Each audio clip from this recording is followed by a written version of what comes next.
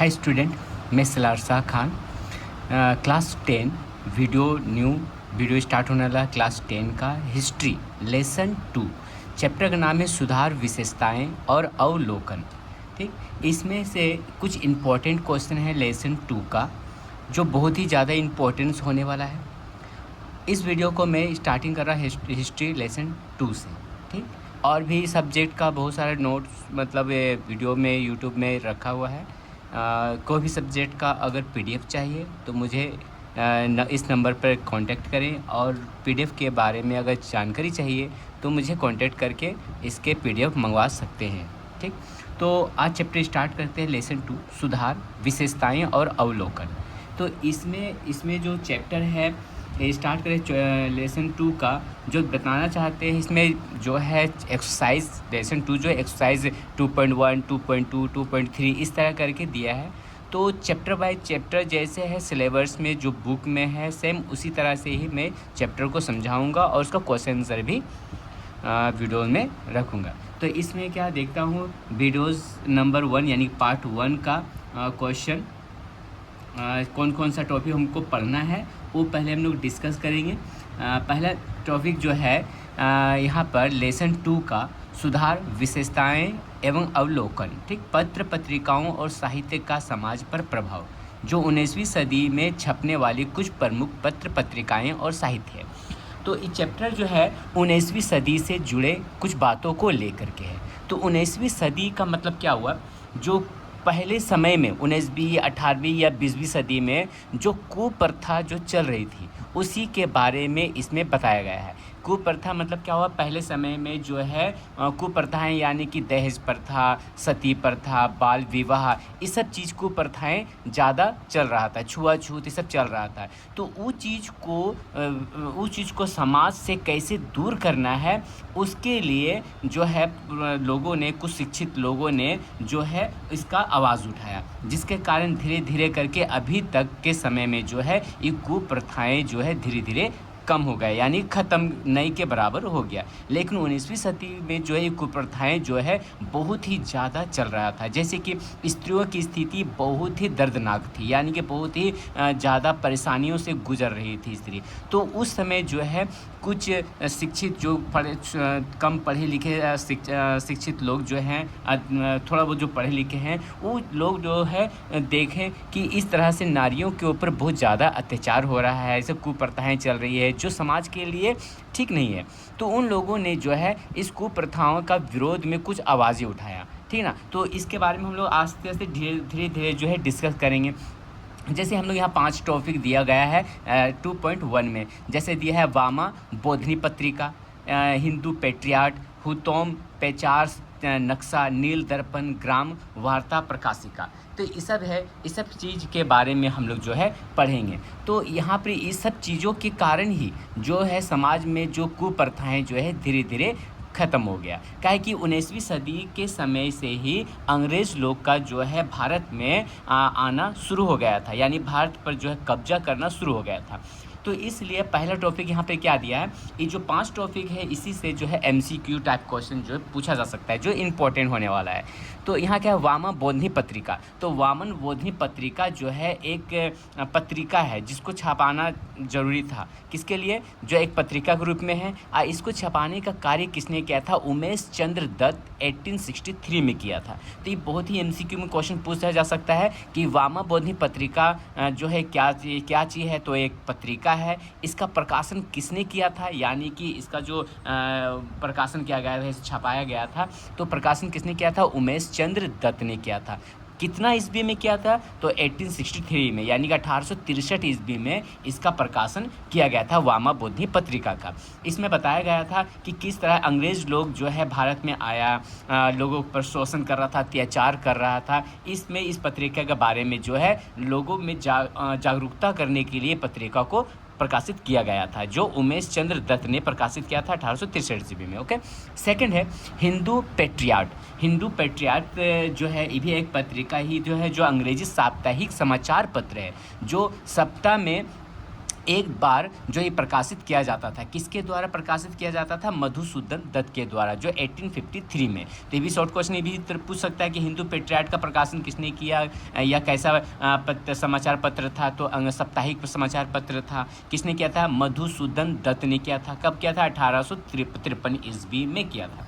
तो इस तरह का शॉर्ट क्वेश्चन इसमें से हो जाएगा। और नेक्स्ट 3 नंबर है हुतोम पेचास नक्शा। तो ये कोई पत्रिका नहीं है, ठीक ना। हुतोम पेचास नक्शा जो है एक किताब छापा गया था, एक बुक था वो, जिसके किसने छापा गया था? काली प्रसन्न सिन्हा ने छापा था। कब? 1862 ईस्वी में, ठीक। नील दर्पण, अब यह नील दर्पण क्या है? नील दर्पण जो है एक साहित्य नाटक है। नील दर्पण क्या होता है कि उस समय जो है 19वीं सदी में नील दर्पण जो है अंग्रेज लोग का शासन आ गया था।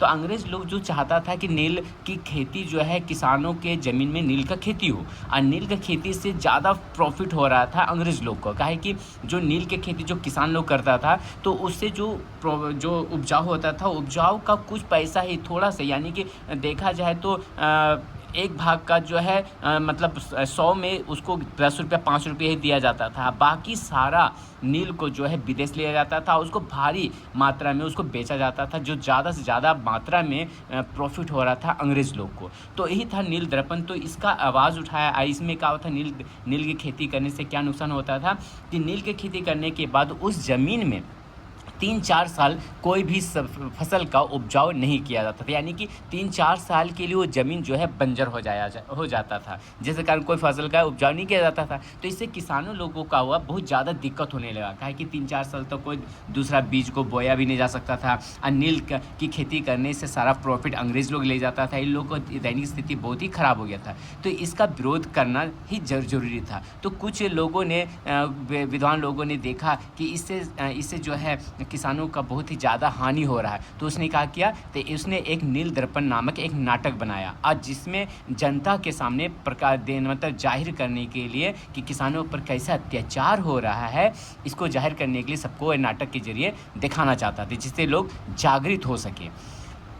5 नंबर है ग्राम वार्ता प्रकाशिका, जो एक साप्ताहिक पत्र है, जो कंगाल हरिनाथ मजूमदार द्वारा प्रकाशित किया गया था, और जो 1863 ईस्वी में।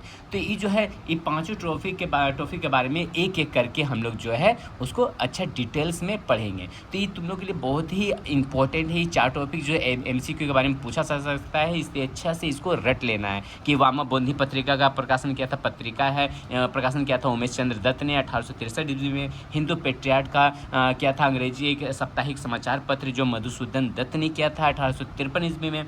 हुतोम पेचार नक्शा, जो एक किताब बनाया गया था, किसके द्वारा? काली प्रसन्न सिन्हा के द्वारा, जो 1862 ईस्वी में। नील दर्पण जो है एक नाटक है, जिसे दीनबंधु मित्र ने इस नील दर्पण को सबके सामने लाया गया था 1860 ईस्वी में।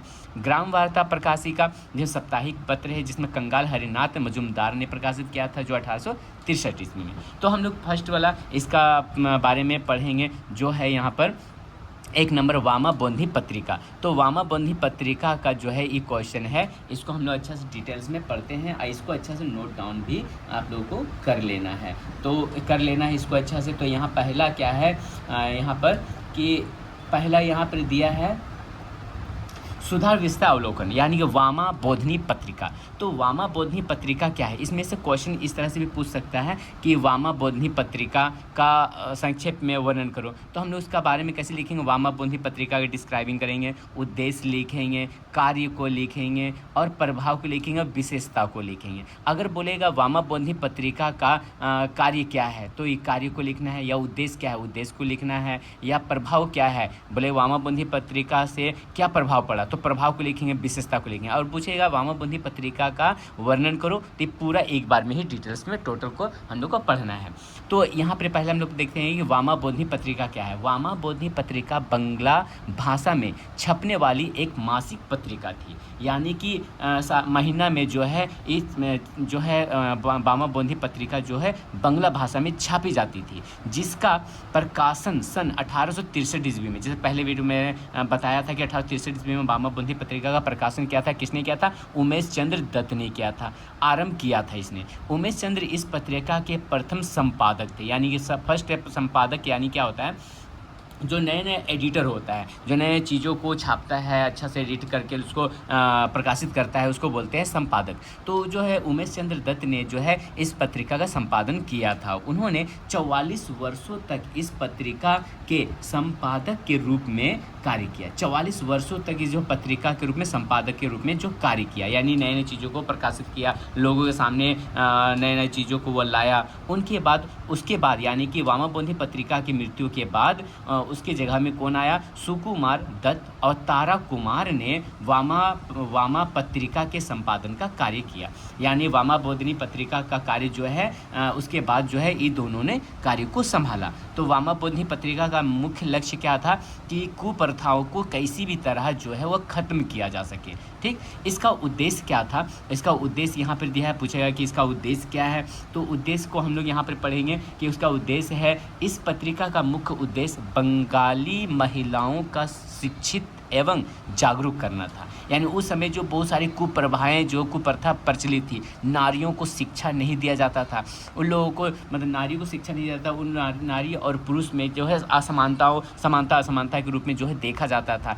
पुरुषों को ऊंचा दर्जा दिया जाता है, नारियों को नीचा दर्जा दिया जाता था। अभी जैसे कि है पुरुष और नारी जो है दोनों बराबर है, इक्वल है, एक नज़रिए से देखा जाता है। लेकिन उस समय बहुत ही स्थिति खराब थी नारियों लोग की, और इसलिए उसको कुप्रथाएं कहा जाता है। इसलिए देखा कुछ विद्वानों ने कि इस कुप्रथाओं को किस तरह से ख़त्म किया जा सके। तो इसलिए बोला जा रहा है कि इस पत्रिका का मुख्य उद्देश्य बंगाली महिलाओं का शिक्षित, यानी कोई भी स्त्रियों को शिक्षित करना बहुत ज़रूरी है, जागरूक करना था। यह पत्रिका मुख्य रूप से समाज में नारियों की दशा को सुधारने का कार्य करती थी। तो इस संपादक के जरिए जो है लोगों में नज़रिया को बदलने के लिए था, जिसके कारण जो है नारियों को शिक्षित किया जा सके।